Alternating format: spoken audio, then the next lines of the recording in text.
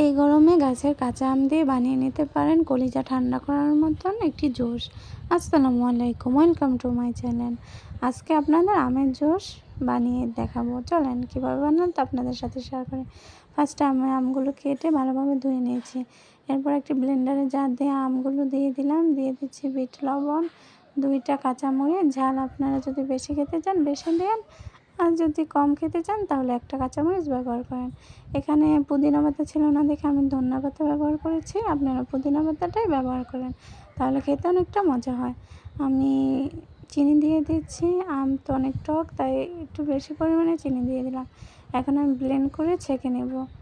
কতটা ঘন হয়েছে আমের জুসটা, খেতেও আলহামদুলিল্লাহ অনেকটা মজা হয়েছিল। আপনারাও এই গরমে বাসায় বানিয়ে খাবেন আর আমার ইনবক্সে জানাবেন কেমন হয়েছিল। আল্লাহ হাফেজ, সবাই ভালো থাকবেন।